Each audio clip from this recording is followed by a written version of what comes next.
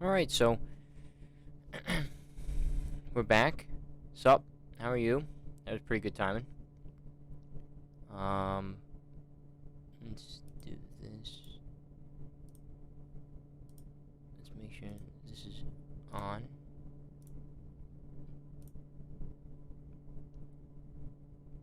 Which ones? Which ones were you feeling?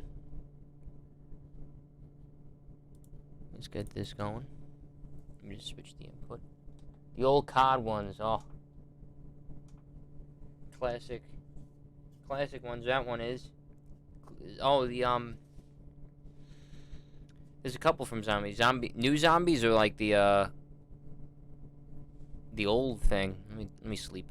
For some reason, I have no music on this Minecraft. It's weird. I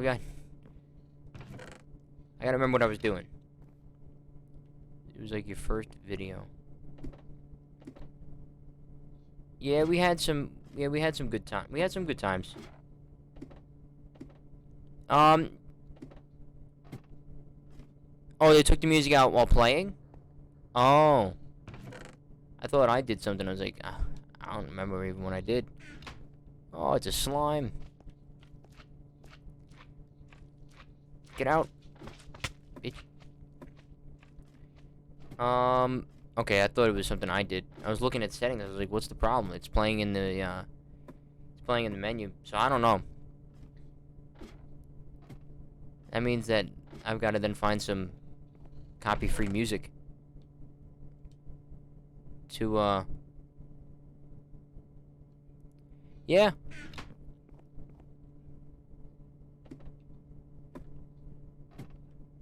Oh, I'm not going back down. I need torches. I forgot to do that like 3 times. Soft jazz, smooth jazz, or freeform jazz. I feel like freeform jazz is better.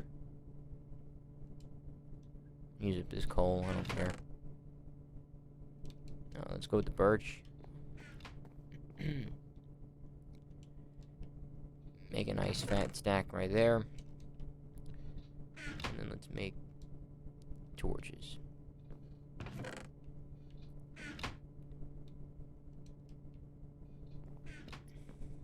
Wait, you said... Do you not know where freeform jazz is from?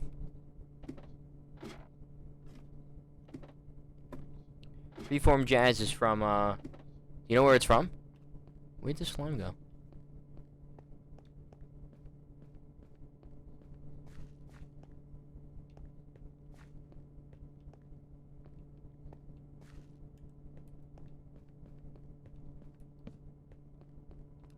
Well, no, yeah, I'm not saying that that it's bad. I'm just saying that freeform jazz is from SpongeBob.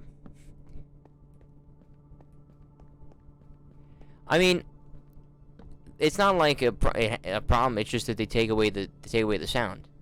That's all they do. There's a spider. That's all they do. Is they take away the sound. On your video. Is that Lou, the legend Acumano, in the chat? The legend? The champ? The people's champ? Pooh, yeah.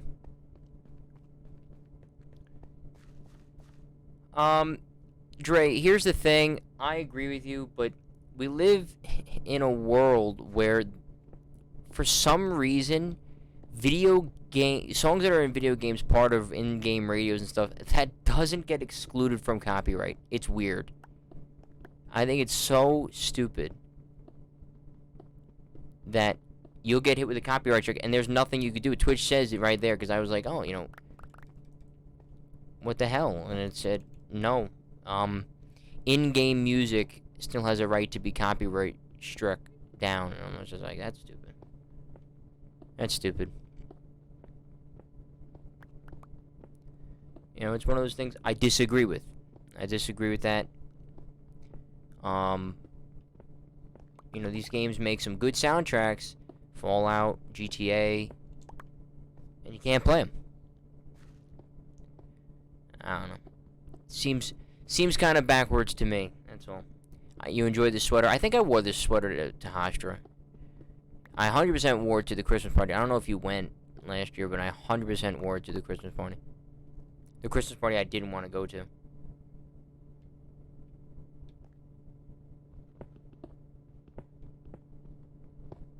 But I was a good sport and went to. Yeah, no, I'm not disagreeing that they do. It's just that, you know, you have to realize there's differences of copyright. Yeah, you didn't go. I know. Yeah. As soon as I said it, I was like, "There's no shot he went." There's different type of copyright, Dre. So copyright. I got a copyright strike on that giant gameplay that I played here just fine. Oh, you had nets. That's right. Wait, why didn't I have nets?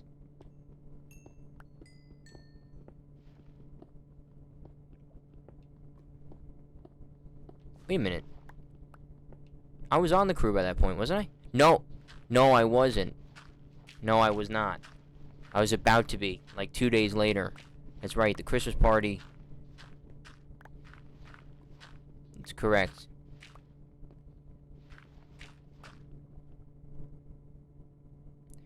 Yeah, no, I'm not concerned about music right now.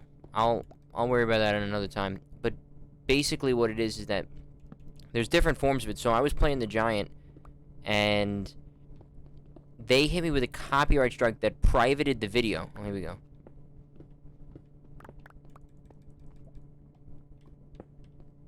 They hit me with a copyright strike that privated the video for playing the cutscene in the game.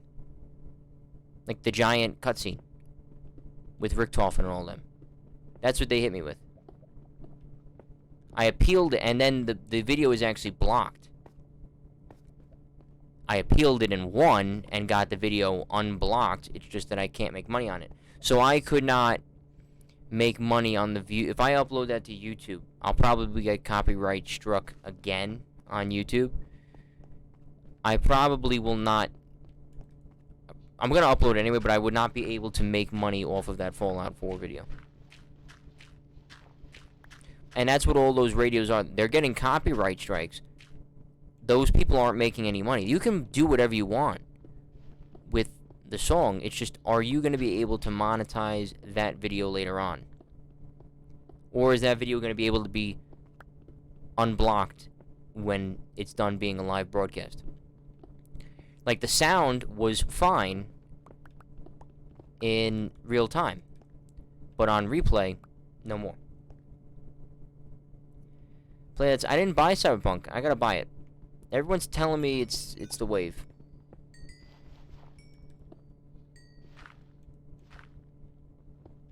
Everyone's telling me it's the wave.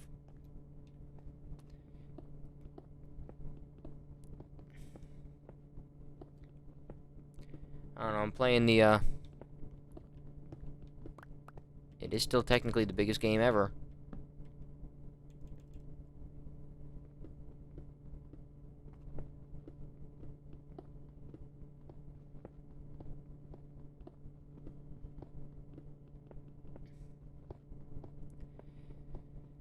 Cyberpunk kills computers, yeah. It's that's what I heard, is that, you know, and Dre, right after you left, my friend Austin, who's streaming, he bought it, and he said it's extremely taxing. Which is absurd. When's Johnny Rep coming on? Johnny was actually in the chat like 2 days ago. He was fine. I was talking to him today. Mad Star Wars content coming out. Over the next 2 years. Like, mad content. We were talking about that. I was excited about some, not excited about others. I'm excited for it all. But I told him that there was rumors of a Cassian Andor series, the guy from Rogue One.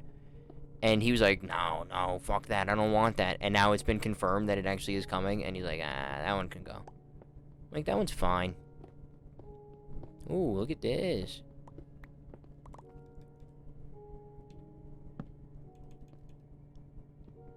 Alright, we can replace. Wow, we can double replace. Let's go.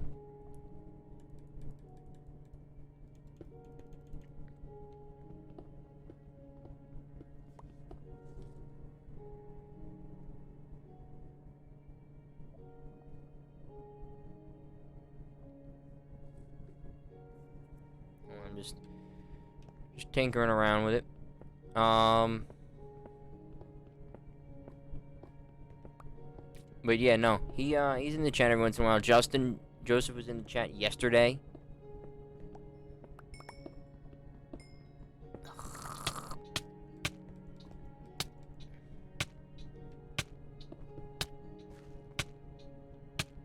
You good? Thank you.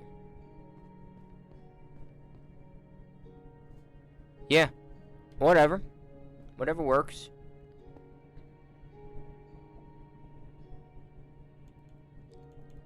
So it looks like there's just lava.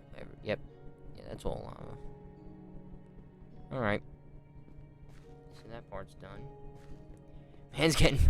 Eddie! Look, we're getting the whole band back together. The WRHU crew coming out. We have Lou, Eddie. Johnny said he was going to stop by, actually. Wow. The whole empire is coming together. Yeah, Dre, these are all my friends from college. We were all on the same radio station, all on the same radio show together, actually. And then with Lou, we actually did Long Island Nets. You know, like the Nets. Their G League team. We did their television for it. Don't ask why radio people were doing television. It's very convoluted and very complicated.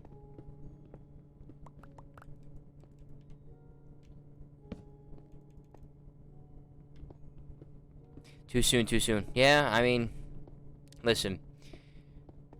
It was fun. I loved it. I absolutely loved it. It's a shame that Corona happened because we had 2 more games to go, and then I was looking forward to probably even coming back that, you know, what was November, and Glenny boy, Glenn is the GOAT. Glenn is the GOAT. You know, everyone kind of said he was hard to work with. I loved him, you know, because he would joke around, but then when, you know, time came to come, he became producer. And you had to respect that, and then when he was after it, he was friend Glenn. And I respected that too. I loved working with him. I loved it. Loved it. I loved every second of that. Of that whole thing. I miss that. I miss that a ton. I really do.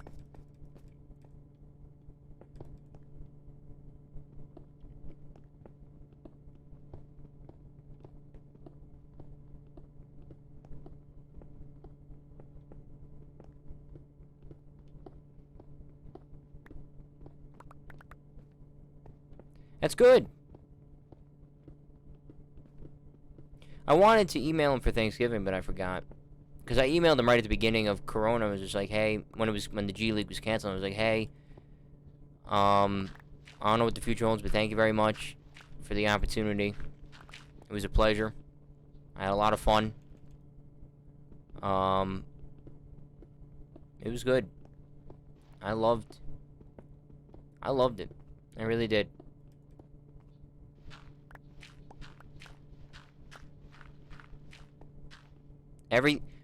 Empire and that were the only 2 things that I really ever kind of woke up from Empire and was like, yeah, I can't wait.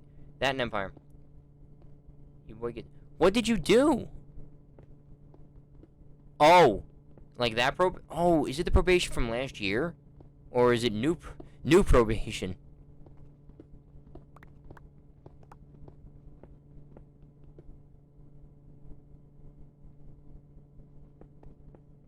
Oh. The old, not bad. 6. That's been a year? Holy shit. That's incredible to me. Yeah, that's about right. Yeah, that's about right.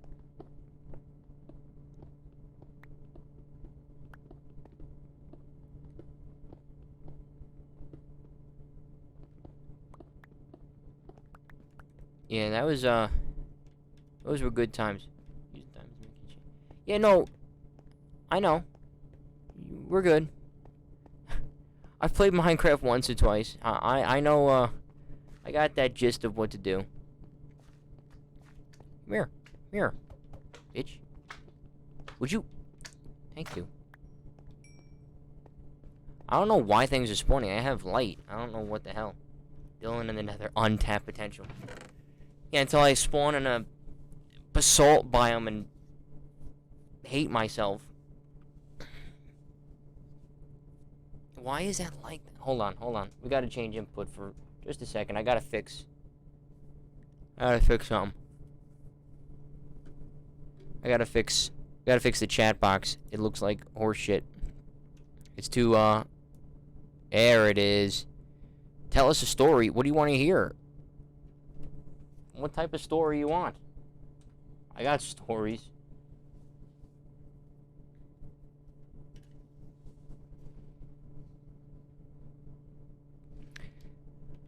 Something good. I'm gonna bring this shit up first. I'll tell you that.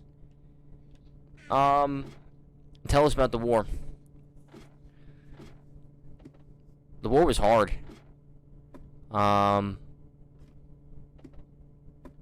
People stabbing you in the back. Yeah, I was just about to say WRHU, and I was gonna make it all like this very serious thing. I was gonna be like, that's WRHU.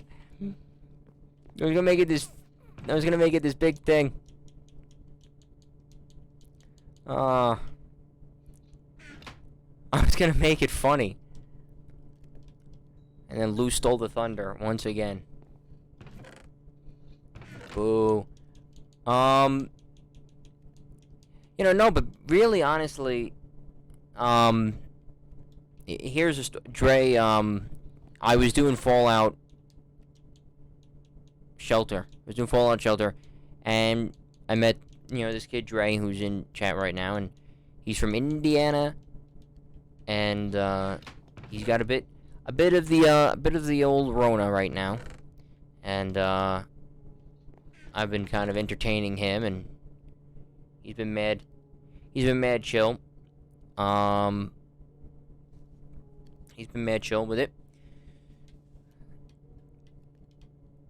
What do you call it?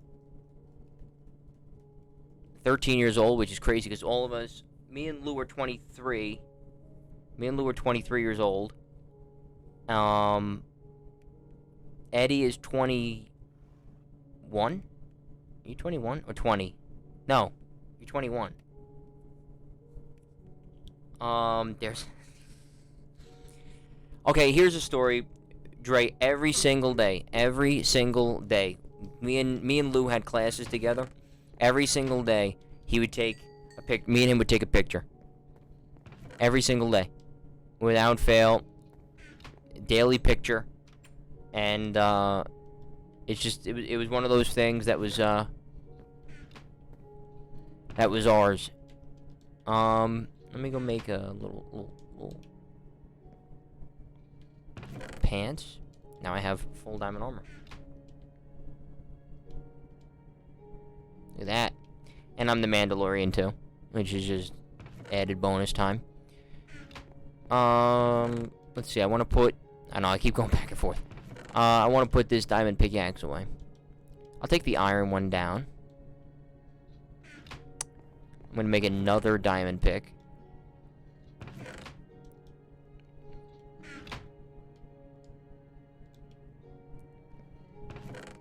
Kid you not, had a shit Android.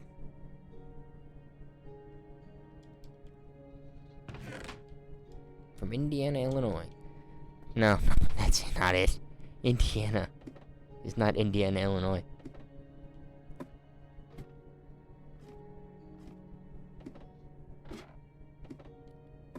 But, no, it's been... food. I have food.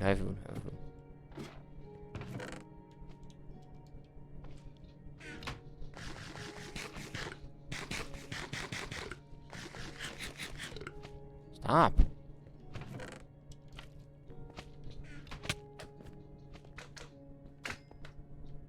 But, yeah, switch to iPhone.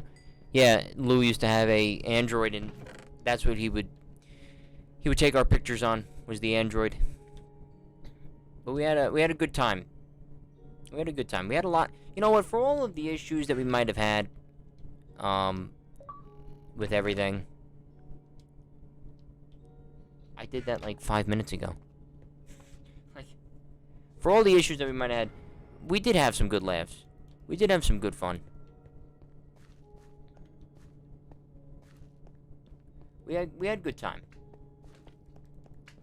We definitely had a good time. Not all the time, but we did have some good times. We did have some good laughs. That's for damn sure. We did. And I miss it. I said that to somebody asked before. I think Justin asked on like Tuesday. He was like, "Do you miss it?" I'm like, "Yeah, I miss it, 100%." I just miss the camaraderie of it all.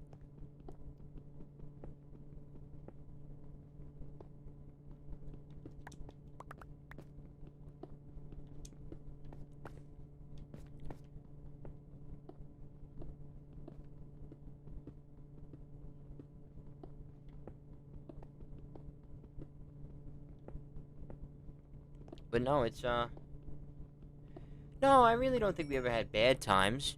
You know, I just think there were times that, people broke balls or people, were stupid. But I'm talking about like at the whole, you know. But I thought that we had like good time.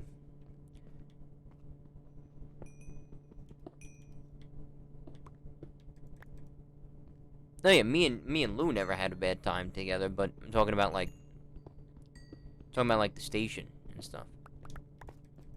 Yeah, they were stupid, asinine, but nothing too bad. Nothing too bad.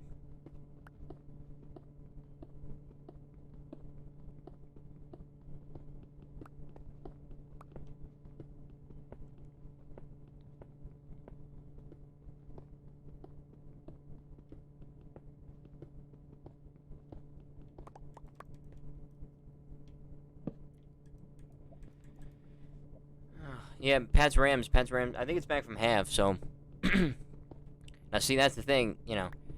Dre's, you're getting into the bread and butter of what all of us in this chat are all about, because that's what we did, nonstop.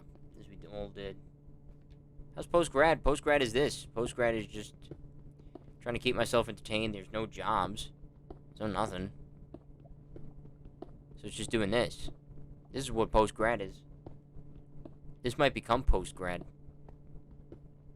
If this takes off, I become affiliate and we get good, I'm able to make a bit of cash. And then we start to become slowly just bigger and bigger. This might become it. What story? You gotta give me a story. Like, you want a story? I'm not a story time YouTuber. Like, story time. What do you want?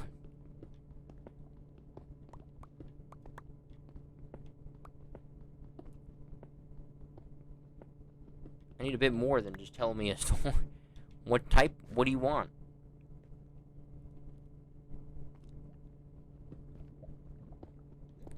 Yeah, you gotta start somewhere. And I mean, 61 followers. It ain't bad.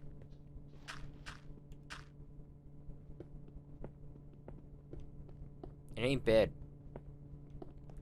And I took a week off, so it's like, talk about a funny moment at WRHU. We had funny moments. Oh. We had funny moments? I'm trying to think.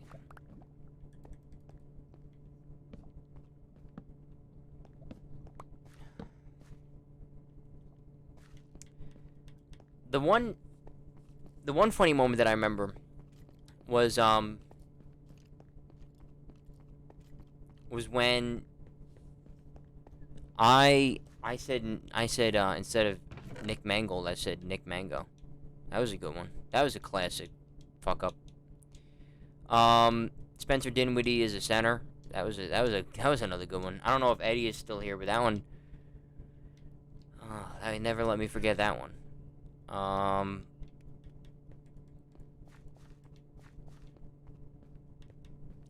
trying to think, what were some funny moments?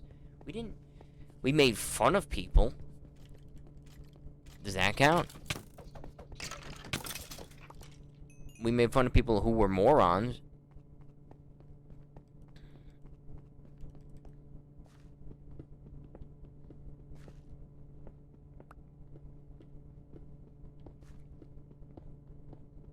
of which there were plenty.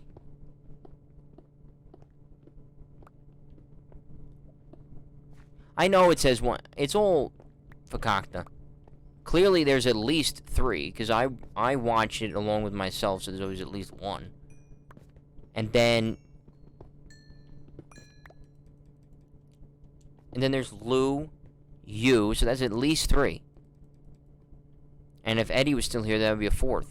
It's just, it's so stupid. It's actually, it's not Streamlabs. It's Twitch itself. Streamlabs just reads what Twitch is saying. Just like the whole, I have 61 followers. That's right.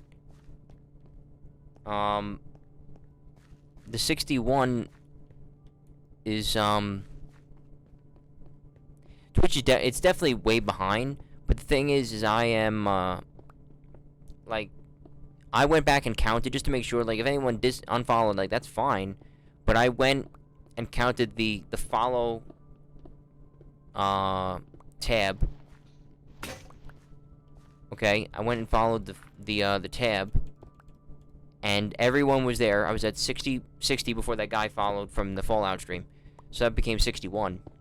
And then I went and I cross-referenced it with my actual followers list, and there was nobody missing.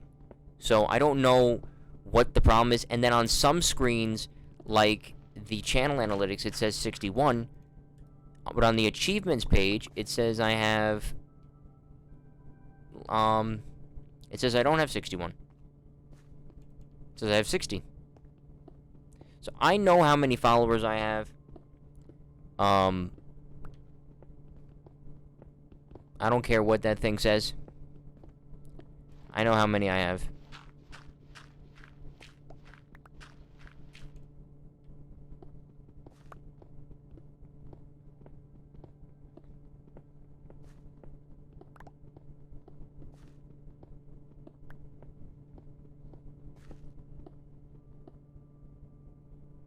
Yeah, man, just keep shouting me out. But don't jam yourself up. I don't want you to get like kicked out of that lobby or something, you know. Don't want that. You know, I appreciate it, 900 views, but nothing's coming. Nothing's coming. It's stupid. You know?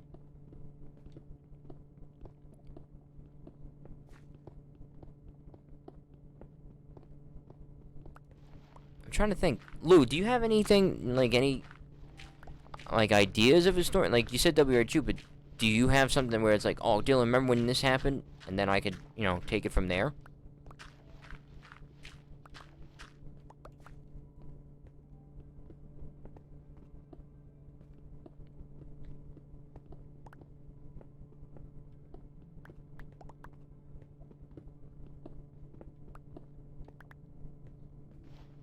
Just saying Omelet Arcade is a dope streaming website. Yeah. You know.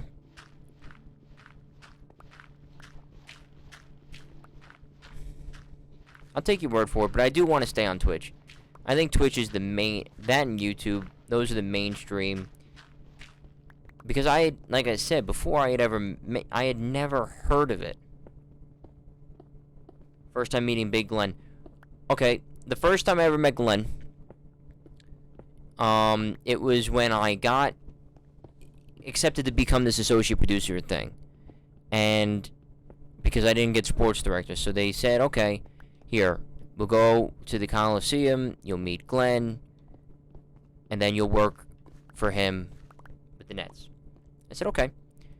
So I go, and John kind of goes like, all right, you know, this is how it goes, and, you know, don't say this or that, don't do this or that. And, you know, we get to the Coliseum, John introduces me, I say hello and stuff, and then John leaves us, and we start walking around, and I said, listen, you know, John said I can't say this type of stuff. You know, he asked me a question. I forgot what it was. And he kind of said, like, and I kind of said, like, John said I can't say, you know, too much, you know, to kind of be respectful. And he goes, basically, fuck that. He don't know shit. And, you know, then we just started talking more and more and more. And the one thing that I wish I had said right off the bat was, when he said, "Are you a TV or radio guy?" I should have said TV, and I told people later to say TV, to help them out. But I remember that was funny when he kind of like, "Don't listen to him. He don't have a clue." And from that point on, I really took my cues from Glenn. I remember when they did that bullshit about, oh, you didn't sign up for January, so you can't do January when the guy wanted it. I remember that being, Glenn was not a happy camper over that. Not at me. He was mad at WRHU because it was a dumb policy. And I was like, yeah, well, that's WRHU for you. That's how it goes. That's WRHU. But it wound up being all right, and I did that once or twice on the radio. But I hope that if Botch becomes the sports director, that they really look at that policy. That's somebody who did it, who's a smart guy. He was in that arena. And I just hope that he looks at it and says, listen, we can't really continue to do things with the Nets, which is, you need to be so smart and so laser focused. We really can't be doing the whole, oh, if you put in for it, you'll be put on it thing. It's got to be a crew, and that's got to be the end of the story. And I know it's kind of dipping more into the politics of WRHU, but I just think it's bad policy. I just think it's not good. The way that, they've gone about doing the Nets. And hopefully, you'll have people in there who have done the Nets, who understand that it's not like putting in for Empire, or putting in for Baseline, or Batter's Box, or anything else, or for a Hofstra game, or, to become a shadow on the Islanders. It's not that. What you have to make it is its own thing. Dog meat? I'll do that. See, I know you have your husky. To me, I don't get attached to dogs because I don't have one in real life. I don't have a dog. So it's like, I just see a dog, I'm like, okay, dog. But clearly for you like dogs, I could see that.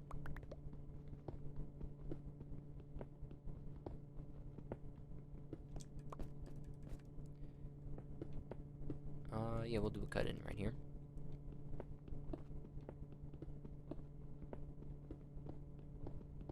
But, it was, but with the Nets, Dre, to kind of tell you what it was that it was Lou. He did graphics. He did all those graphics. When you watch a sports game, all those graphics on the bottom, and the slides that come up, or the SOTs as we call them. All of that was made. Corey, yeah, I remember when Corey yelled at someone. Who'd he yell at? And he was actually like angry. Afterwards, he apologized, but during the actual game, he wasn't a happy camper. I remember like looking at Glenn. I was like, I don't know. I think he was kind of wrong there. Something I think went wrong, or the music happened, or something. I forgot what happened. I just remember me looking around like, I think it might have been Kyle. Might have been. But I remember looking around and just being like, ooh, I don't know. I don't agree with that. It was something, I just, you get that feeling where, that instant decision where you're like, I agree with that, or I don't. I remember not agreeing with it. I forgot what it was. But basically what it was that was Lou's job. And then they had two producers. Was that? Yeah, that's what I thought. They had two producers, and their names were Kyle and Andrew. We called them Botch. And basically they would produce, but they didn't do anything. They were kind of there just for the fuck of it. They helped set up the electronics, the soundboard, the sound, stuff like that. They would sometimes work sound, But we had our sound guy. That was Eddie. Not the Eddie that was in here. Another Eddie. Eddie Gardner. He was the designated sound guy. And then we had Tom, who took over and helped Lou. With the... This was a huge vein of material. Who helped out with the graphics. And then he became the graphics guy. Kyle helped run for like interviews at halftime and post game.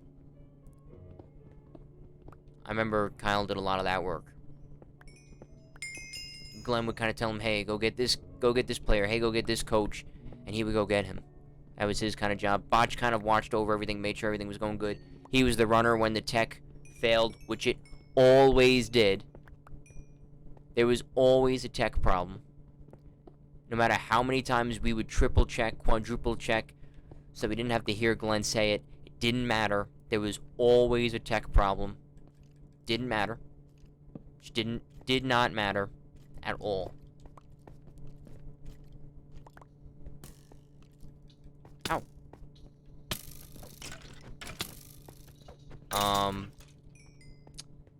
What else was there? Who else was Then there was me. I came late to the party. Like I said, I wanted to be the sports director of the station. I didn't get that. So what they did was they said, you know, you're a great producer, because I had been producing the show that I made with a couple of my friends, and you know, that crew had changed. I saw that. That's nice. But you know, they had said, all right, you're going to go become associate producer of this. And I worked with the guy that Lou's talking about, Glenn. And I had a ton of fun. And basically what my job was at the beginning was to kind of take notes, kind of feel what's going on, you know. Then I started to time everything. And I really learned how important timing is in television. So much so, like, when I see something going wrong, or somebody talking like that much on television, I'm timing it in my head, and I'm like, oh man, who's ever the producer is getting worried, he's getting worried. You know, those are things that get indelibly marked to you. And that's one of those things. And then the problem was they were putting people on the phone who were terrible at it. Now, the phone is used when you are simulcasting your game to ESPN, to NBA TV. You're not just broadcasting it straight to the G League app. And that's to everything. That's to everything. You know, ESPN game, you know, might be airing on ABC. So there's somebody from ABC on the phone with somebody in that truck who's from ESPN, and so on and so forth. So that became my job, as well as timing the commercial breaks, timing the our play-by-play and color guy, but for their stand-ups. I don't know how much basketball you watch, Dre, but all of those things that you see in the pregame show and halftime and all that stuff, if the halftime doesn't have a halftime show, if the halftime is just the host kind of saying, you know, hey, you know, they lead them at halftime, all of that is recorded before the game. All of it.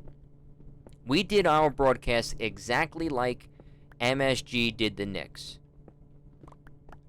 So the Long Island Nets were done exactly like the New York Knicks broadcasts. So all of those stand-ups, now you probably have the Indiana Pacers, but all those stand-ups that we watch of Walt Frazier and Mike Breen are filmed before the game. They're not filmed like 2 minutes before tip-off. They're filmed an hour before tip-off. And the whole thing, if you ever hear Mike Breen or whoever your television play-by-play guy is, not radio. It's not radio. It's television. Whoever your television is for the Pacers, if you ever hear him at halftime say, you know, they lead them at half, they never say the score, do they? Because that's also recorded at the same exact time at the beginning of the game. And they record 3 versions of it. The Pacers are losing to the Celtics, the game is tied, and the Celtics are losing to the Pacers. Yep, they never say the score because those are always recorded before the game. Why are they recorded before the game? So that you know how much time you have. Now, some aspects are still live, such as a halftime show, because they say the score.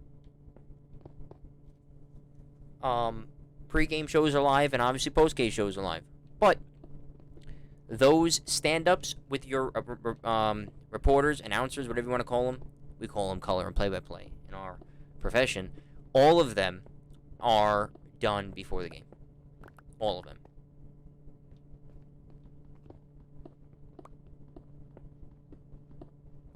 That's pretty good, right? I'm telling you all about the inner machinations of what our crew used to be.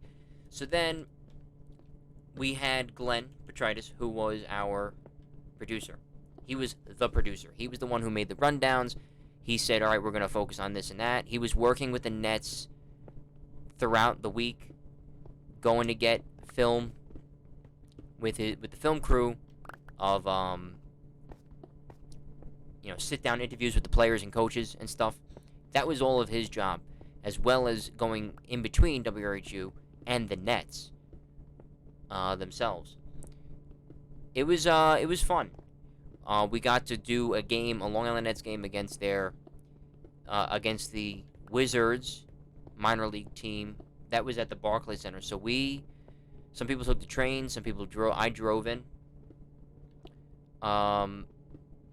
And we did a game at the Barclays Center.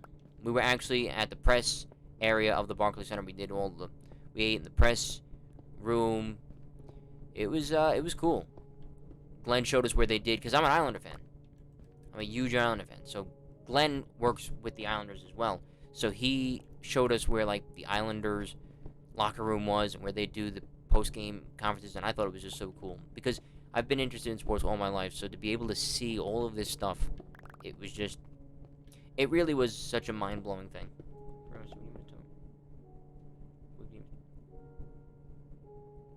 I mean, I have to see. There's a lot of, there's still a podcast that I want to do with my friends from college, taking that show that we made, and making it into podcast form, and that would be an almost everyday thing. I want to stream twice a day. I do want to watch television, socialize, be with family, as well as also watch sports. So, I don't know. I think it's a good idea, but it might stay that as an idea. Because also another thing is that it's hard. I'm 23, you're 13. I think that if you wanted to explode, and this was something that we did at the station, you have to try to find people who are compatible. I know that you might think that we're compatible, but we probably are not. You have to find somebody who's around your age. Around your age, can be around you. If you ever wanted to go onto camera, he's near you. So you could do that. You could set those types of things up. You want it to be as personable as you can get. You want to kind of be friends in real life. If you're putting two random people together, it might not work. It might sound good in your head, and I think it does. But at the same time, is it possible? And that's one of those things that you learn when you become a producer of this type of material. Is everything might sound like a good idea, but is it executable? Can it be done? Is it compatible?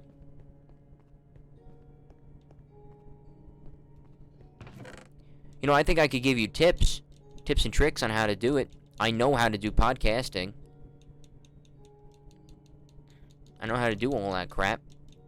We took classes on it. I could give you tips on it. I don't think I could be the guy to do it for you, though. To do it with you, I mean. Because I'm just too older. It's just too old. That's what it is. It's just too big of a difference of age. It's nothing against you. What it is it's just how it is. what is the interest? What is the interesting factor? Because again, this is all about like learning about it, so that I can teach you kind of how to do it. What is the interesting factor of a 23-year-old and a 13-year-old talking about video games? See, those are the types of things. What is the niche? What is the market? Will people listen? How can you make it entertaining? Can you do segments? What type of segments would you make?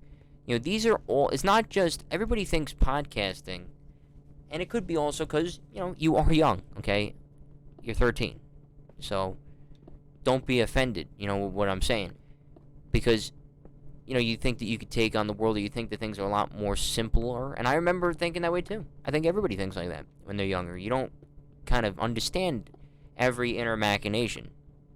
So what I'm trying to say is, like, everybody thinks that they can just throw a mic in front of their face, hit record a podcast for an hour, put it online, and they are a podcaster. They're good. No, that's not even a iota of what it takes to do that thing successfully. Now, yeah, you can do it. Anyone can do it. Put on a mic, download any rudimentary software, take 10 minutes of their day, make an intro, and make an intro, and then put together a loose script and go with it, or even just go off the cuff. It's not hard. Well, there is that. But again, you need compatibility. And that goes back to compatibility. What if, okay? What if you had that thing, okay, you said it was okay. What if it was blown up? And then you guys had that fight, and then it stops. Now look, now what are you at? You're at 0. You're at nothing. So you have to find compatibility in it. And that's one of the challenges. If Lou's still here, he could tell you. He was a producer for a little bit of a talk show. It's hard. It's hard to find groups of people who are compatible enough to go and talk about any topic, not just sports, but any topic, for an hour and a half, 2-hour show, 1-hour podcast, stream together. It's not as easy as just saying we're going to do it and then you do it. You know what I'm saying? I'm not trying to burst bubbles. I'm not trying to make you feel bad. You know what I'm saying? I'm just trying to tell you about, these are actual logistical issues that anybody has.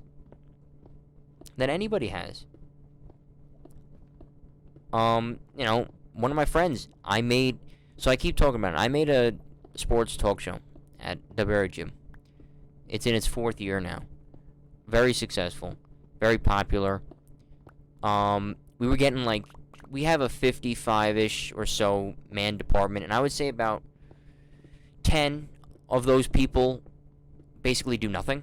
So it's really more like 45, 40 people. At the height of it, we were getting 20 people a week putting in every Friday. So what you have to do is you have to figure out a spot for all of it. Yeah, you've done the hard work. You've gotten it popular enough where people want to stay tuned, and they want to be engaged and involved. But that's only a little bit of the battle. It's only a slight bit of it. There's still so much more to it than just that. And it's hard. Here's the thing, and here's what I learned through radio. This is what I was... Oh, yeah, we can. 100%. 100%, man. 100%. Streaming, things like that. Just Podcasting is different because, again, you need a script. You need to know what you're talking about.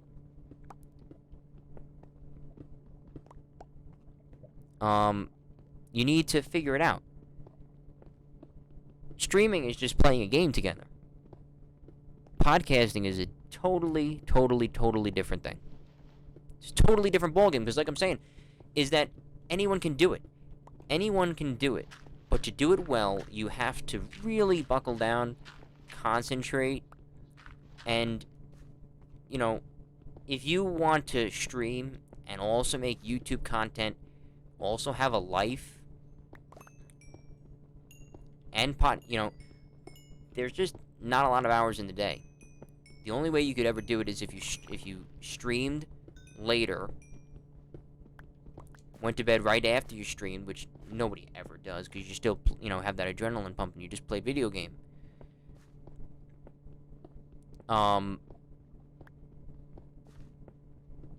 You'd have to wake up early, so you're not getting that much sleep. Edit, if you wanted to download things that you streamed before. There's a ton of work. Then you'd have to create content if you wanted to stream in the morning or afternoon or whatever. There's that content that would have to come out. Then also you have to create your rundown. If you wanted to do a daily podcast, you'd have to create your rundown, create your story for the day. To me, it would work, I think, if you did a 2 time a week. Maybe like a Tuesday, Friday type of thing, because then you're on every third day.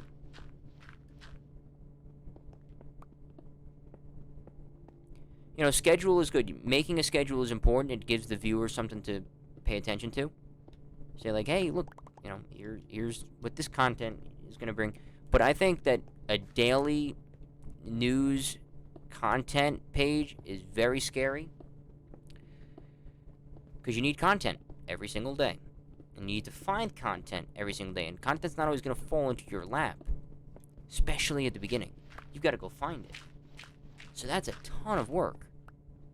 So that's why a once a week, you can expand it later, but to start it once a week, get your top 7, top 5 stories you want to talk about, and go with it.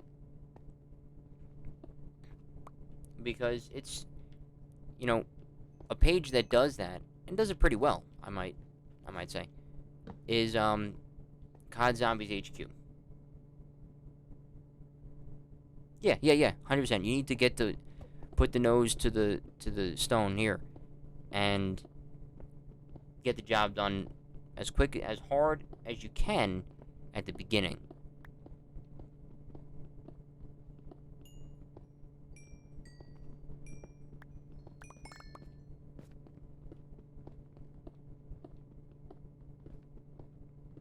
But anyway, going back to COD Zombies HQ, is he makes great content. Great zombies news content. He does a great job. But the problem is when he only does Treyarch zombies. And Treyarch is the only popular one. So when the other games come out and they're not as popular, or some of them don't have a zombies mode like Modern Warfare didn't, guess what happens? His channel becomes dormant for a year plus even, and people forget about him. And that's what's scary. You can't do news content for only one portion of one game. You've either got to pick a franchise, pick a genre. You've got to, figure it out.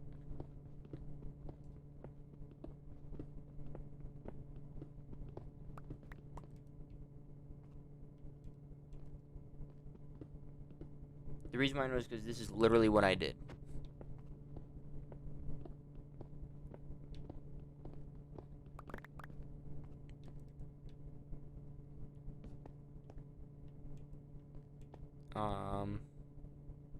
Yeah, I'll trade. I don't have any emerald, but I will trade.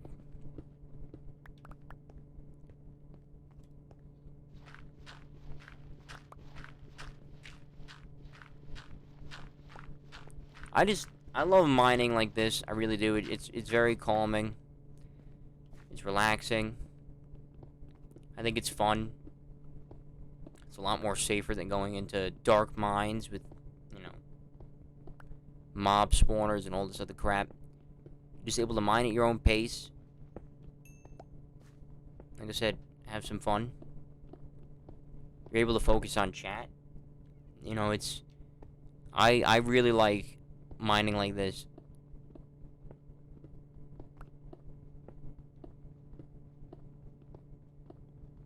And this is my design, you know, of strip mine.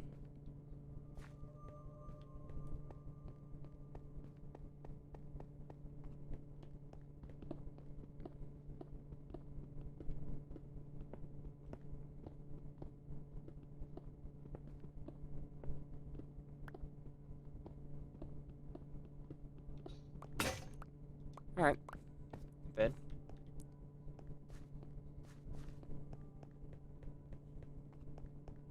Ooh, cave spider.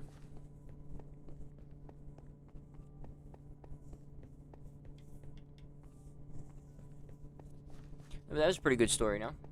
Don't you think?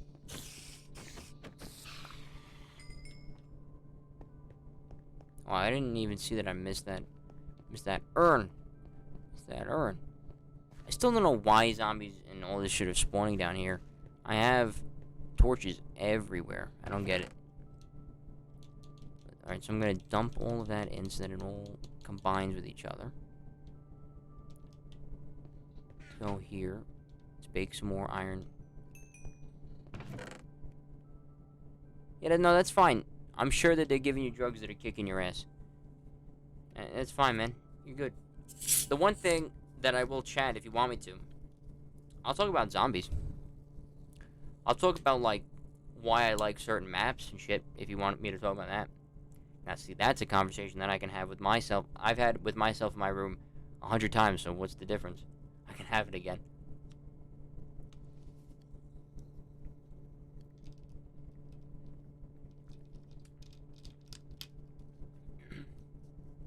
I feel like you would like that. Let's see. All my ores are cooked, right? Yep. I'm gonna take up all of the non-dirt. Non-dirt.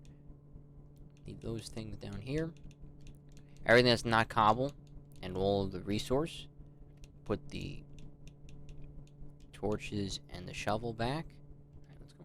One more thing. Space torches 5 blocks apart. That makes mobs. Yeah.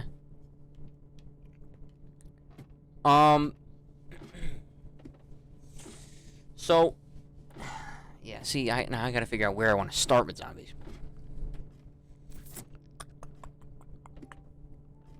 Okay. I think that each game has its own map. You know, like, its map where you go, oh yeah, that map's legit. Every game has its memorable map. For me, World at Wars is easily Shinonuma. Easily Shinonuma. That thing was fantastic. That was what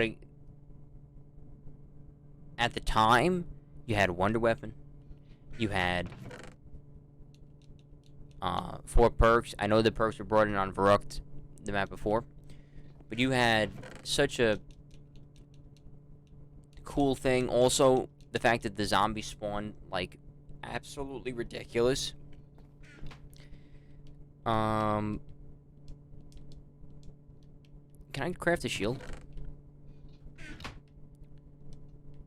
Let me just see. What do I need for a shield?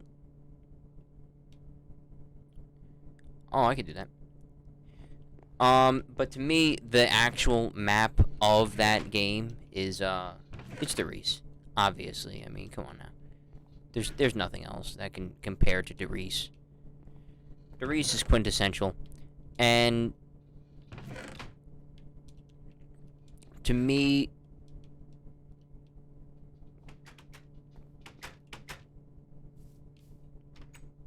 alright, doesn't this look nice?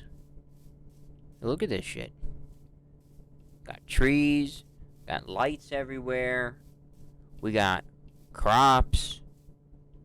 We got water. I think it looks fresh. We got assholes. Let's go kill the assholes. How do you block on here? I don't know how you block on...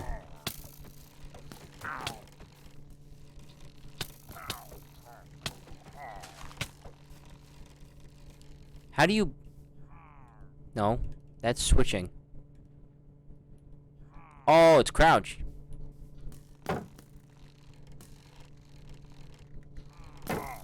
Haha. Uh-oh. I'll just stay like this. Fuck him. Ouch.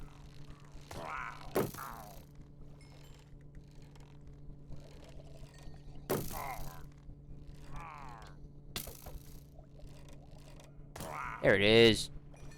Not bad. Right now that... What? He can hold that?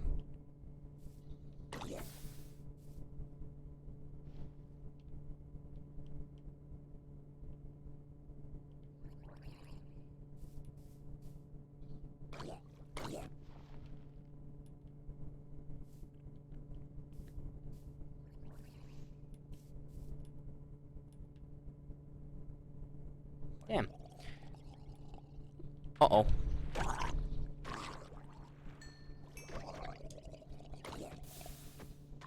Oh, we're good. These illagers, like, falling into this water. It's actually pretty comical. You got everything?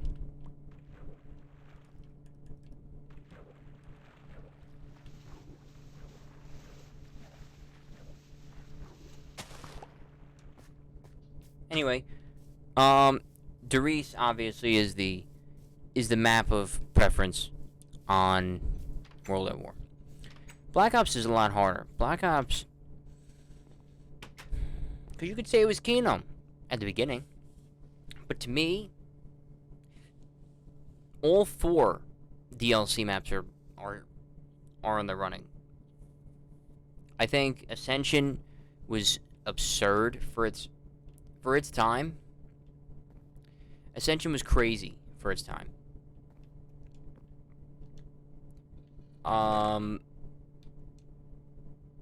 If you want to talk about Call of the Dead and its Easter egg, that was pretty important. Shangri-La, that was a nice one. You know, there's a lot that you could say about Black Ops. Now, Black Ops 2, there's only 2 maps that qualify, and that's Mob of the Dead and Origins. Buried was pretty good, but it's just not on those tier. It's not on that tier. It's just not. Black Ops 3, that had a lot of great maps. The Giant was, yeah, it's a remake of Reese, but it was still pretty good. I hated Shadows of Evil. I still do to this day. I absolutely fucking hated it. I'm gonna make these into blocks. Takes up less room. Let's do that. Takes up less room.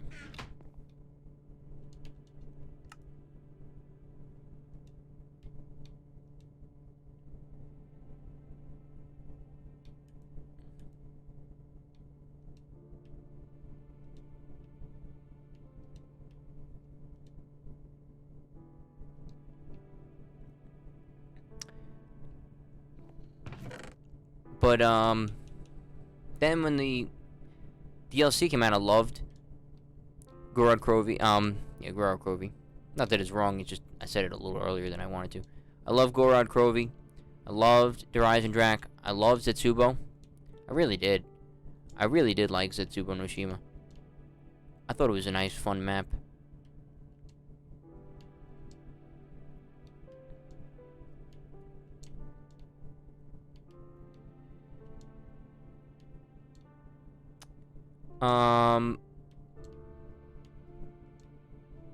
Let me just finish putting this all away. I loved Gorod Krovi. I know people think Gorod Krovi is one of the best maps ever created, and I don't have an issue with those types of thoughts. I really don't. I think if you don't have Gorod Krovi in the top 10 of your lists, I don't know how much zombies you know then. Because that thing has to be in your top 10. It just has to be. It's a fantastic map. It's fantastic. Ooh, let's get these 2 pigs. So then we'll have some pigs. Come here.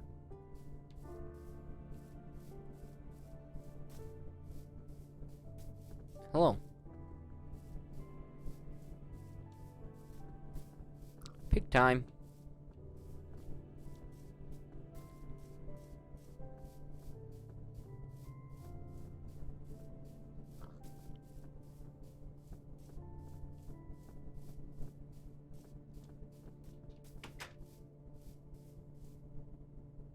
Come on. Let's go. I knew the thing was gonna snap eventually.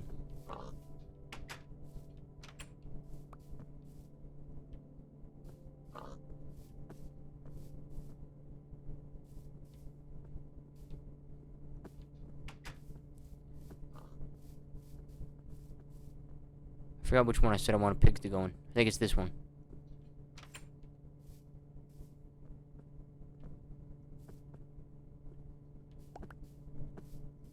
Are you kidding me? That's a joke. That was actually kind of comical.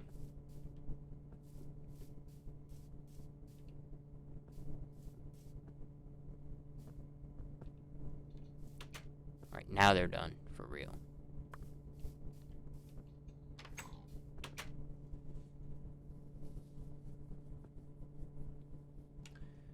So, like I was saying, now Black Ops 4 sucks.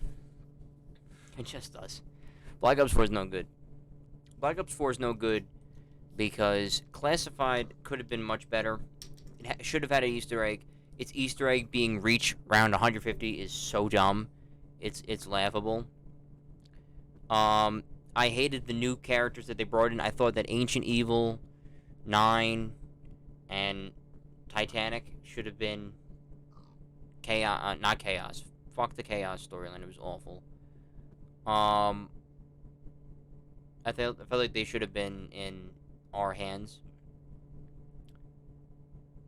Alright, peace.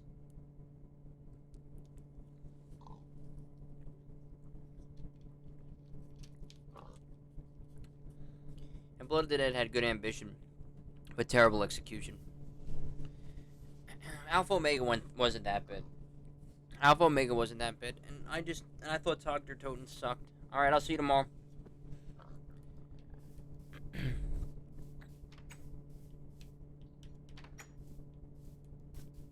Well, that's why I'm not running, because I have no food. Good night, man. Peace.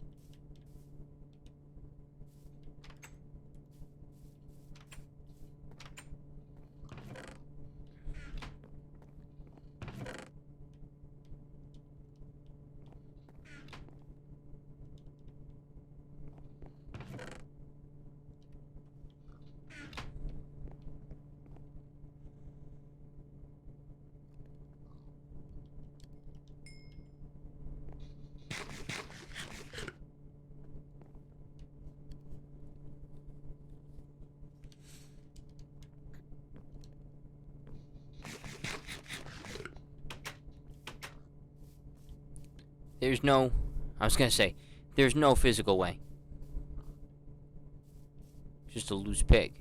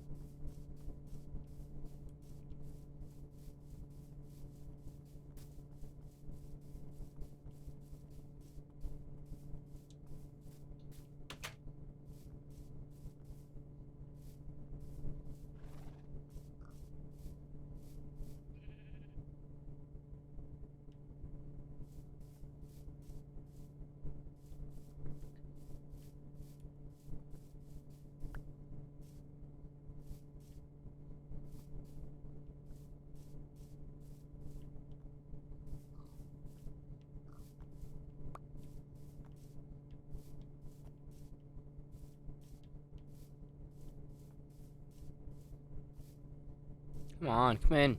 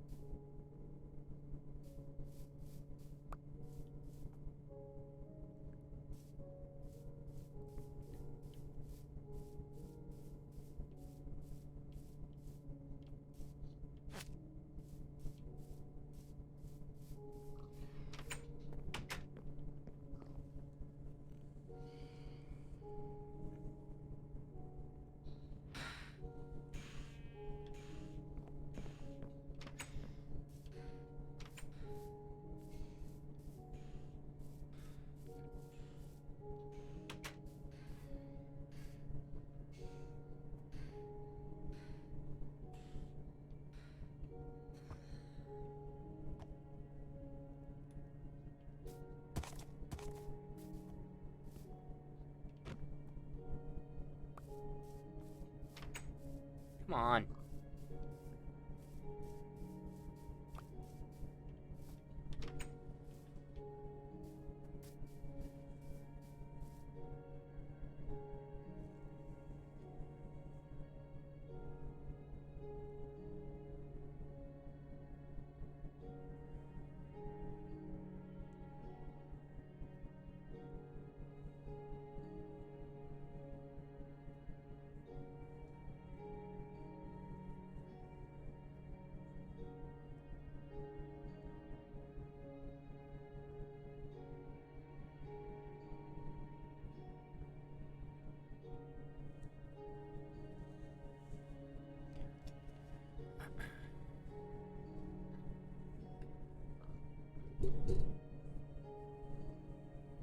The thing is, I can sit back here and play.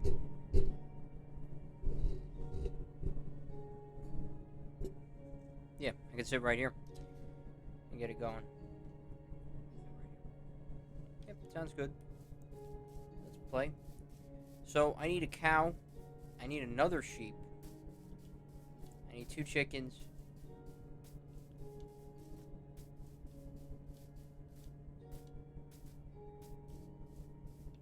They need to be on this plot of land.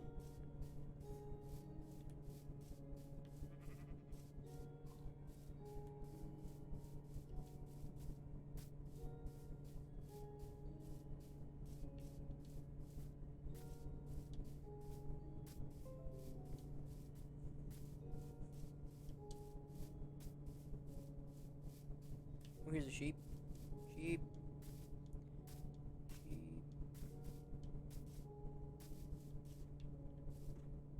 I'll bring 2.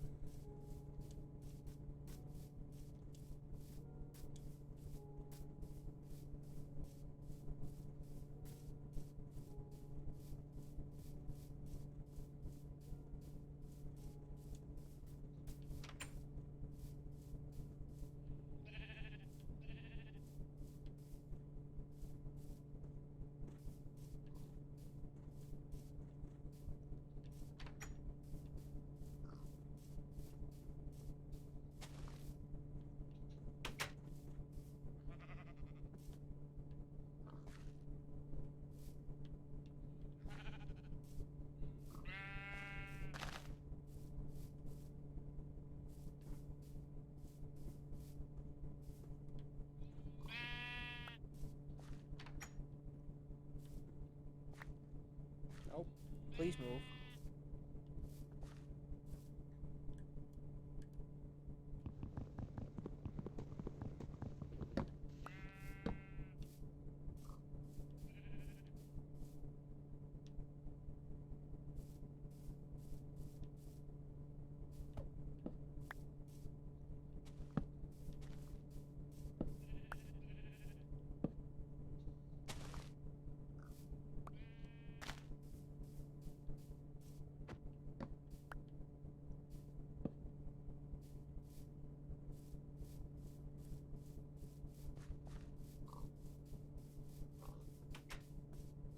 don't need another pig. I can kill him though.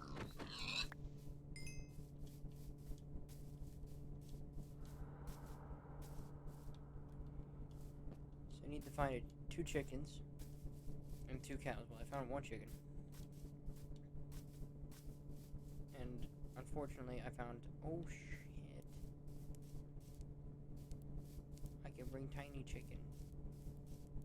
I can bring Tiny Chicken along for the ride.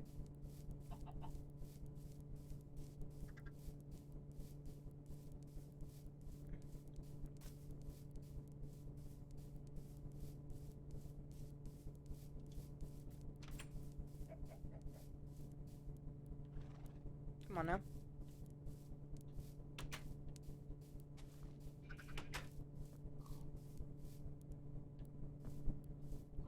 Come on. Go on. Let's go. Come on, get in here.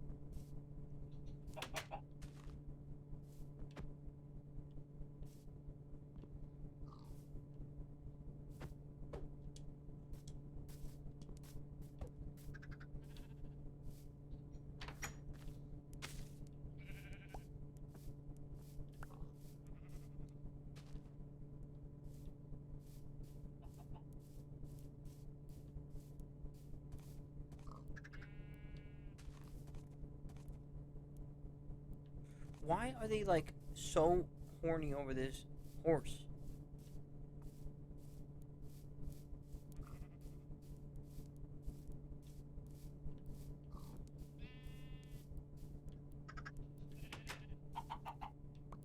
Thank Jesus. Oh, shit.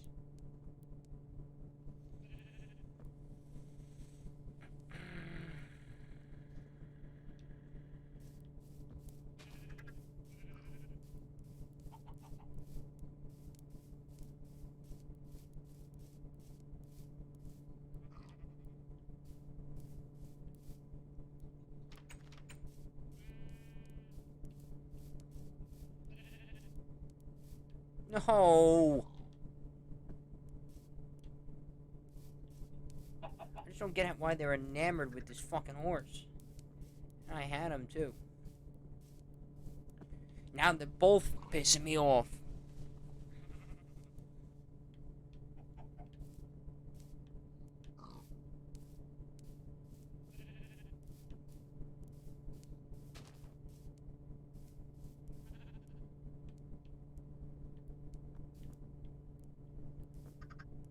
I had it, too. I had it, and I fucked it up.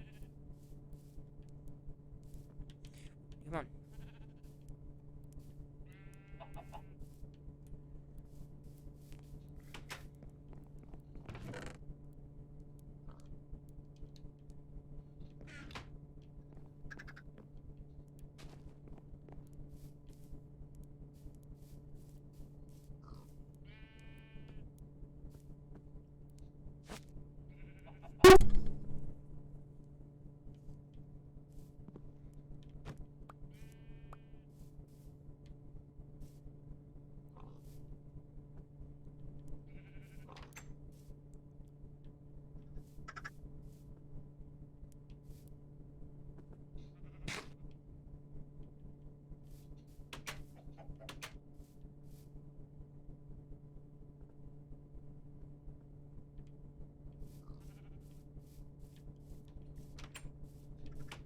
God, that horse shit's over with.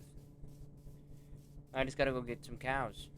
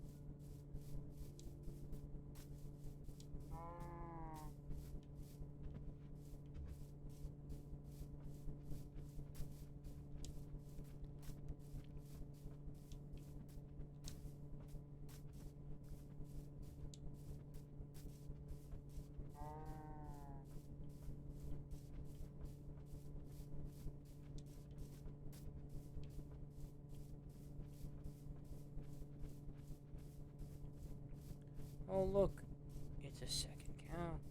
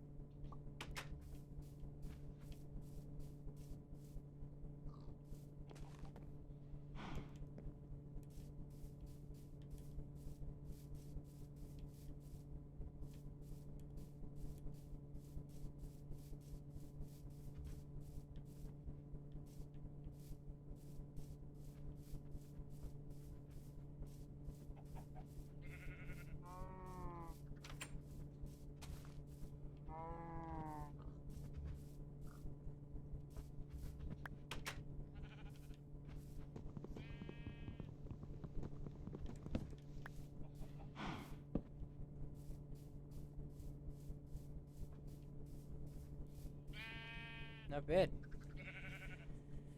Not bad, right? I don't know where the other lead went, but I don't really care.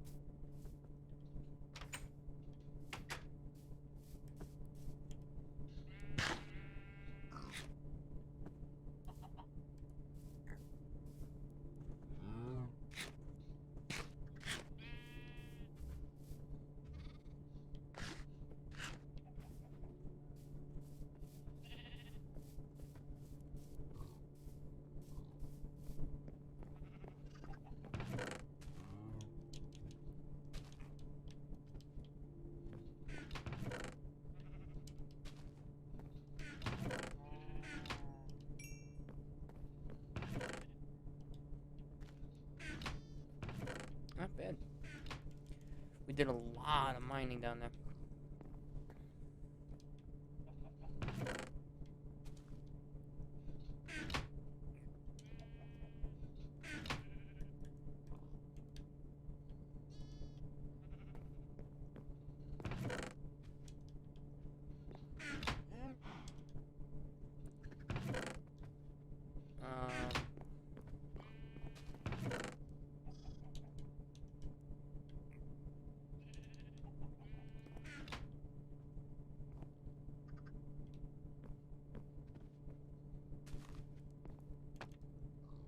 We'll put that there.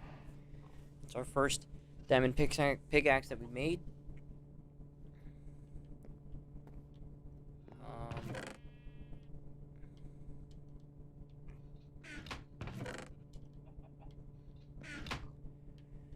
We'll make 2 shovels.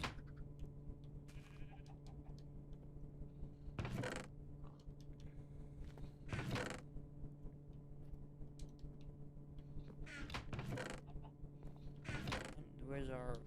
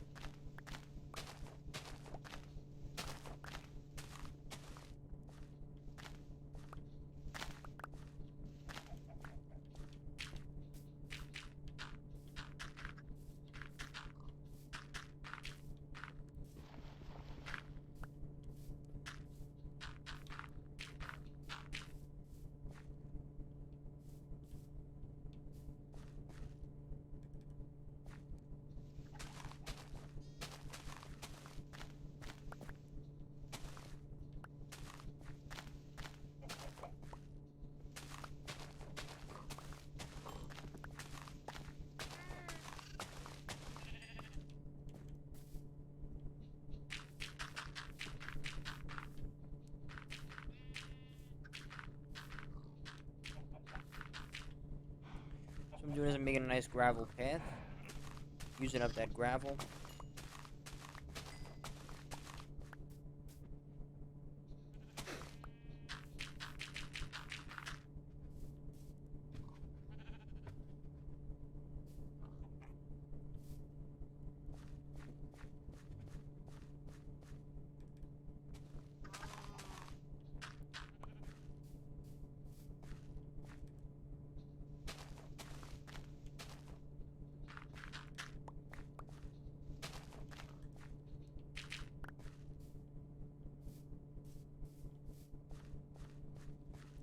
It's just a nice little pathway. Actually, what we're going to do is we're going to replace it. We're going to move it down 1 more so it's even.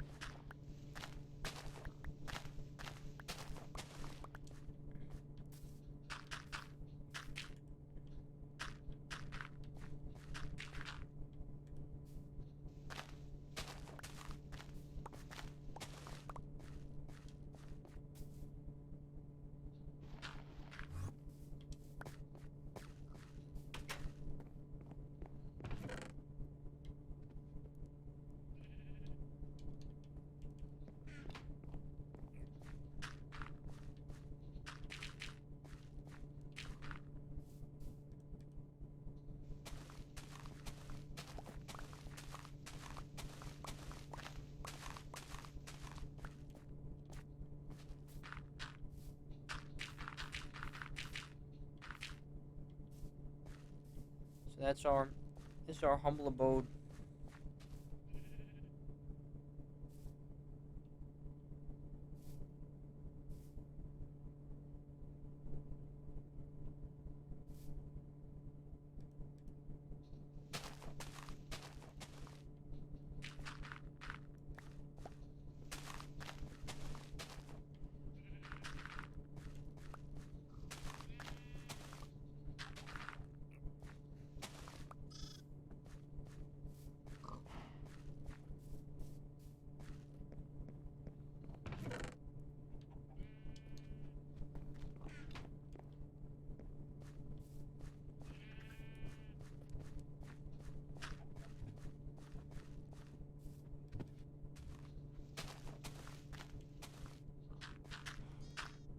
You know, you get this gravel from mining.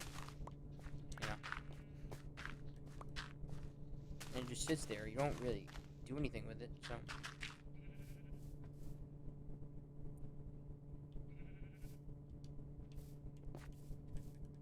Why not use it up? Get rid of it.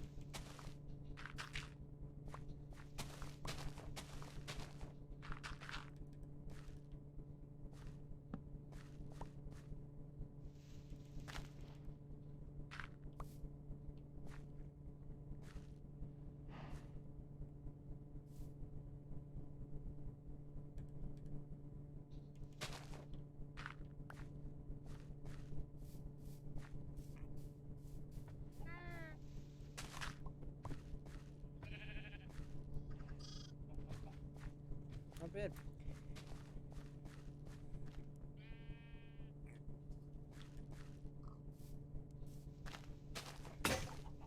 So I made two because I wanted to use up that stone, and I also knew it wouldn't last.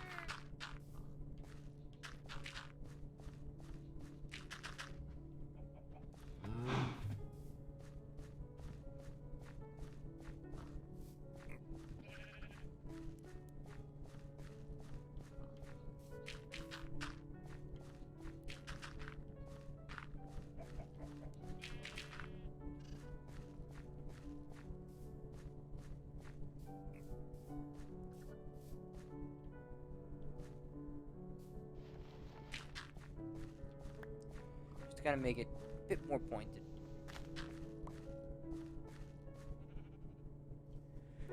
But, you know, I used up that gravel just to kind of make it a nice little something on the outside of the house. Put the one piece of gravel left. All of that dirt back. We can also put this flint here.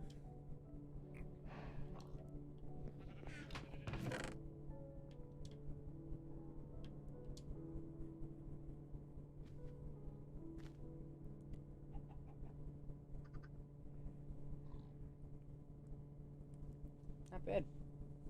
Not bad for the first, you know, what, 4 hours of this world? Not bad.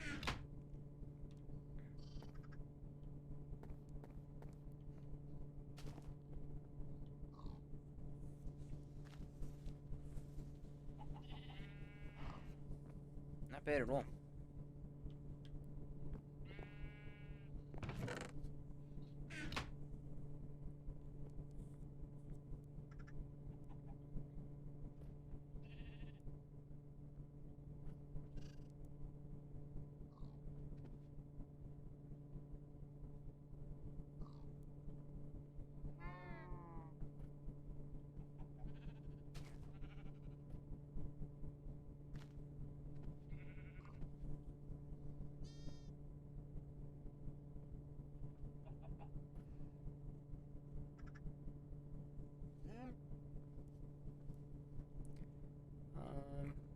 Let's eat.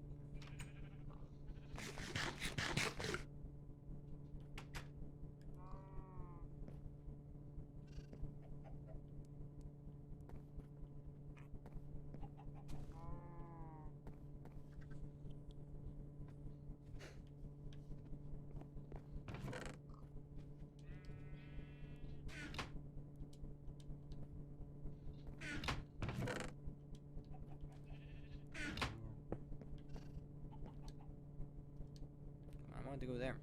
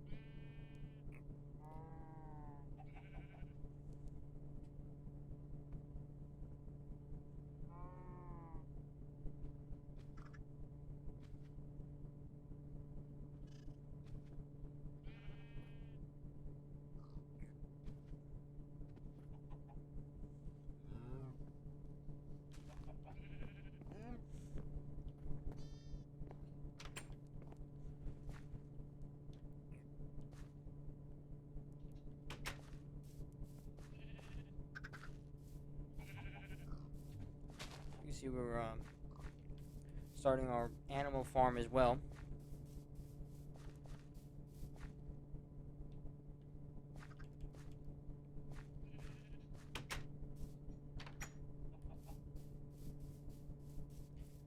Going out to explore. I want to see what's going on. I haven't gone out and tried to see what, what's what in the world. I think I spawned, like, right here.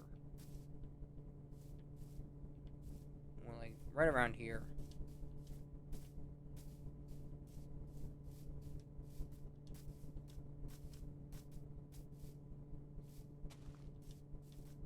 It's a nice little compound.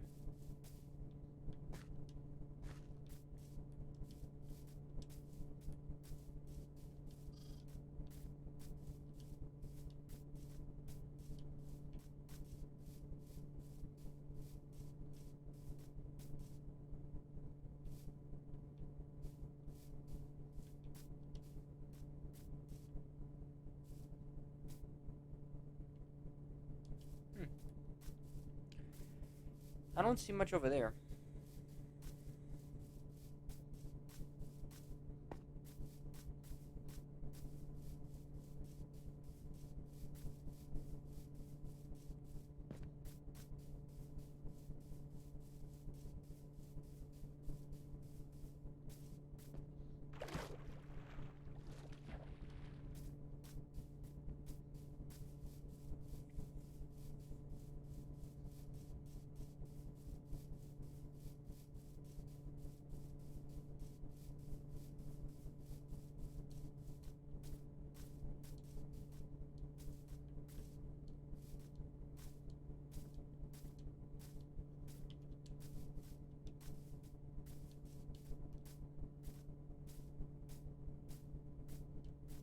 Wow, lots of horses over here.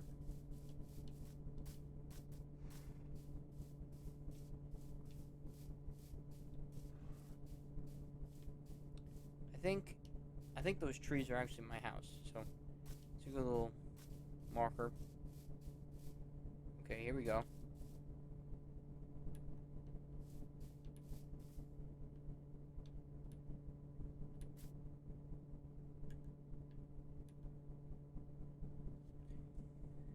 So 100% there's going to be some obsidian down there. That's a fact.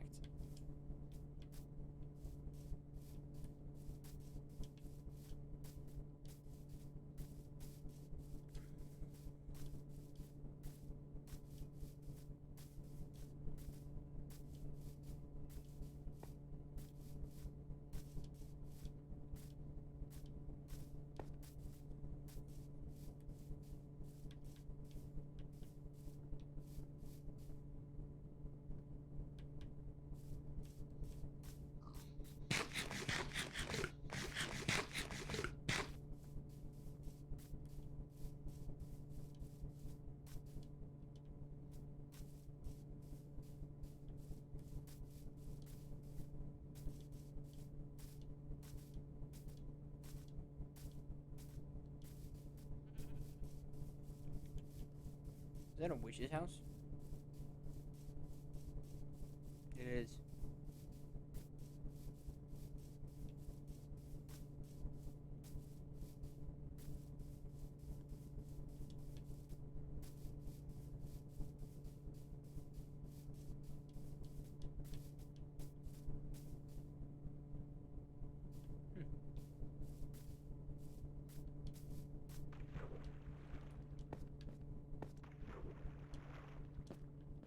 Can I parkour all the way over?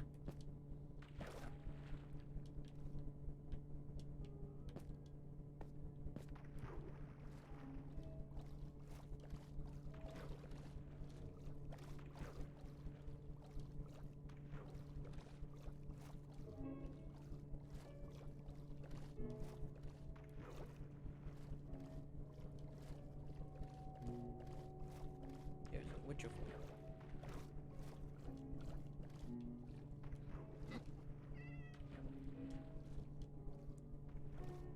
How the hell do you get in?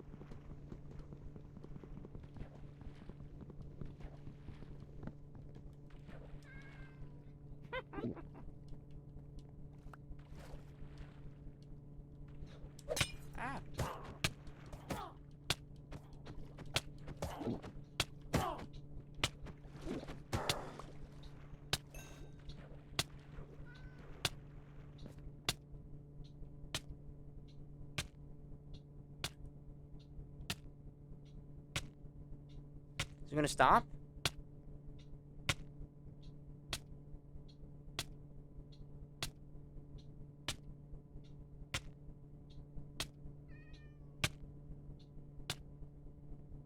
Thank God.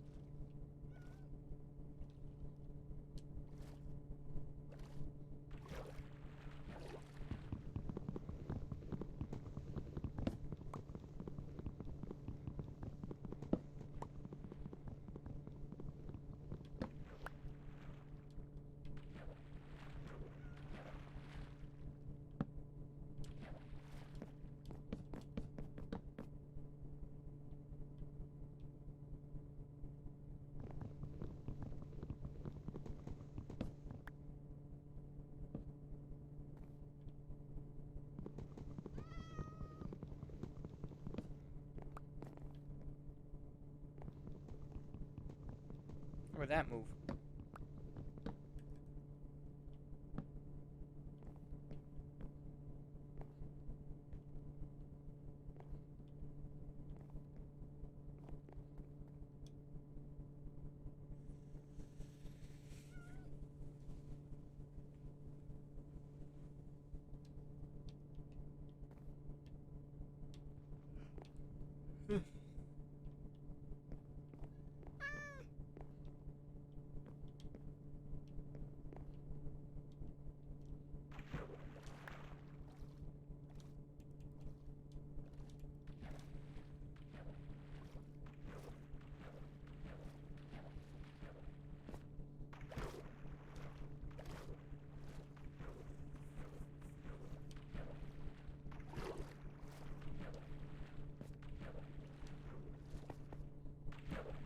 Big mob central over here.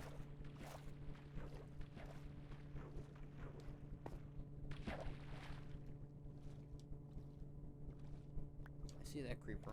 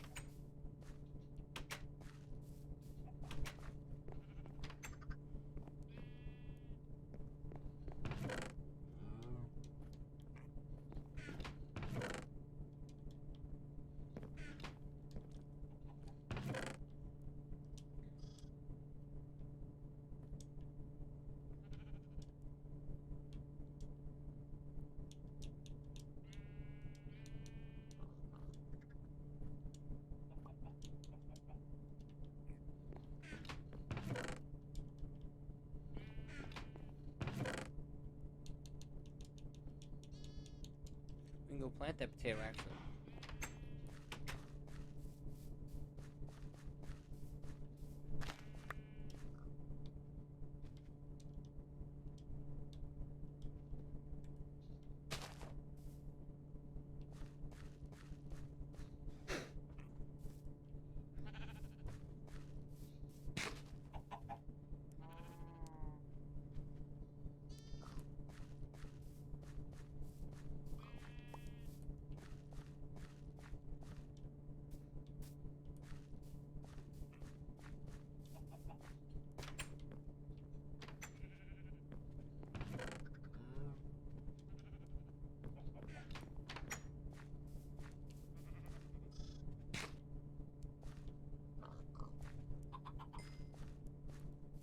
Good.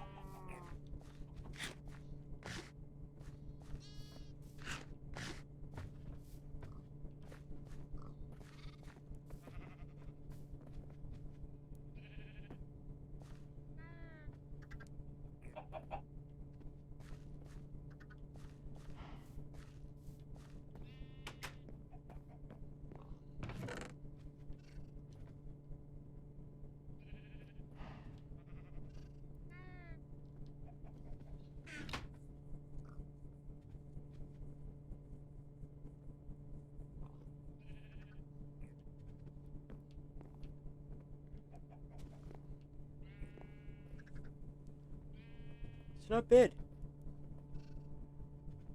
I know it's kind of quiet in this playthrough, but not that bad. Not that bad. I'll just stretch on that one. Not that bad. We got our farm together of crops. You can see that right there. Looking nice. We have our animals now all penned out and starting to actually grow. We put gravel down. We mined a lot more. We got some more diamond. We have a full suit of armor, of iron armor. We fought some mobs. I'd love to try to get a dog. We fended off another illager fight. Put the 2 gravel pieces there. We put our first diamond pick there after using it all up. Not bad, you know, for 2 hours of work on top of the other 3. So it's about 5.5 hours of work. Finally, all the trees grew. Nice sweater. Thanks, Mac.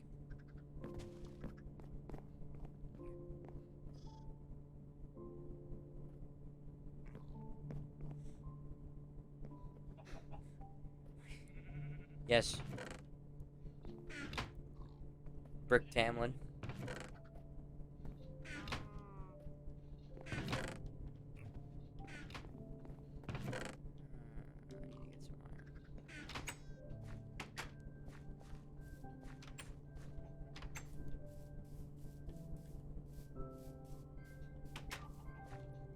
New Mando in 3 hours, Mac.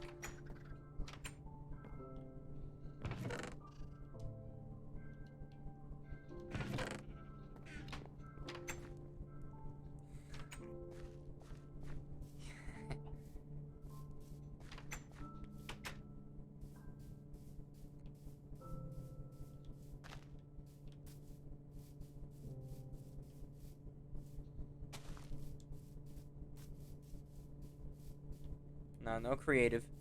No creative.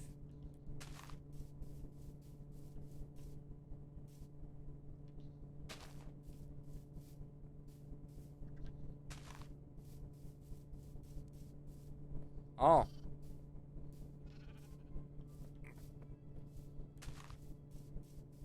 Where's Saratoga?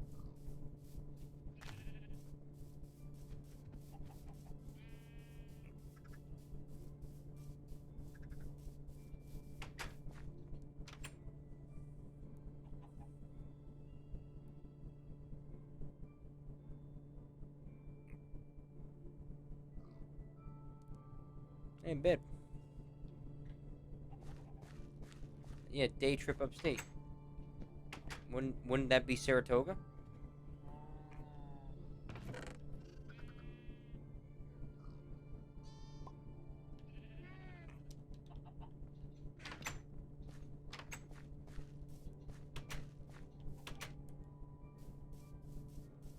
Oh.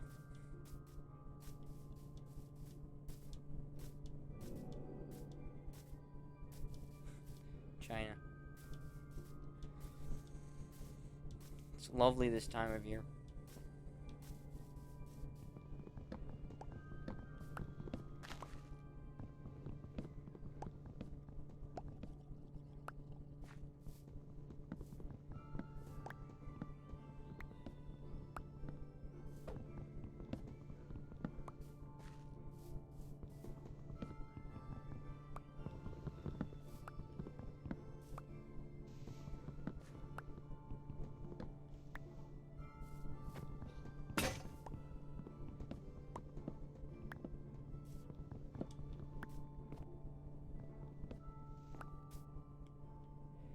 Yeah, Mike.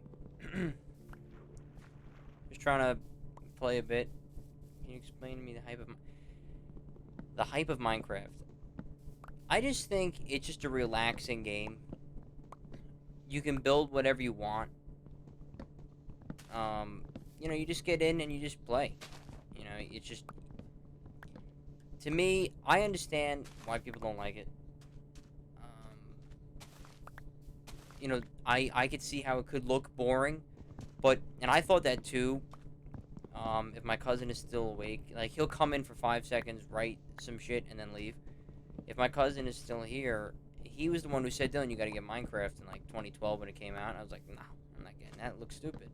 And then I got it, and it just was one of those things that it's hard to explain unless you play it, where it does get addicting, where you're like, all right, it looks stupid, it looks very simple, looks very kiddie, but it's actually really, really fun, because basically, like I said, you get to just go into a world, and you get to do your own little thing. And then when you go into creative, you're able to just do whatever you want, and people build godly things. There are people who are actually trying to recreate the entire planet Earth. So it's like, it's shit like that. I just think it's creativity that not a lot of other games have, like, in the sandbox, where you can just do whatever you want, and, the world is randomized, and you never know what you're going to see or get, and, you have to kind of work from the ground up. Yeah, I mean, growing up kids would always play it. Granted, I don't play sports games, so I never got it. It's very simple. You can get the hang of it. It doesn't take, a huge tutorial to figure it out. Now, if you want to become, an expert at brewing potions and figuring out how to get mob spawns and XP farming and figuring out enchantments for your swords, yeah, then you actually have to watch YouTube videos and actually put in effort. But to be, to go to the nether, to maybe even beat the end dragon sometimes, it's patience. But like I said, it's also relaxation. Like, you can just hop on and be like, alright, I'm gonna play Minecraft. And you'll just be playing, whether it's creative mode, and just building a house or something, or you go down and you just want to mine a little bit on a world, and all of a sudden you'll see, like, 3.5, 4 hours are gone. You're like, whoa, how the hell did that happen? It's a nice little just time killer, but it's also fun. It's a fun little game. Eileen, is it the most riveting of all time? There's Mac. Now, Manj, this is my cousin who I play with. If you watch on my YouTube channel, if you watch the old videos that are on there, he's in all those videos. Lizzo Luck in the chat. I got a Lizzo Luck in the chat from some other guy. This other kid that I met, Mac, from Indiana. He's 13. He's chill guy. You want the WAP? Nah, no WAP. Lizzo Luck in the chat. Lizzo Luck in the chat. We took that totally from some other guy. It's from some other huge YouTuber who he opens packs on NBA, and he came out with Lizzo Luck to try to help his pack odds. And we thought that was so hysterical because he would put like her face up and everything. So we just started to say it too, like Lizzo Luck in the chat, and it stuck. But Lizzo Luck in the chat. Let's take this here. But you know, it's not for everybody. You know, our friend, me and Mac's best friend PJ, hates it. Thinks it's stupid. Thinks it's just a dumb game. And you know, that's cool. He just says it's not his type of game, you know. It's not for everybody. You definitely need patience. But it was that guy you're talking to right there who actually got me to get Minecraft. Like 8 years ago, which is absurd, but it's true. 8 years ago.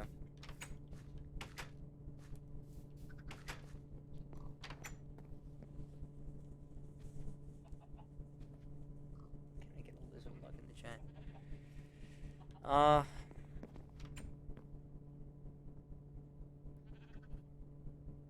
The craziest thing I've built.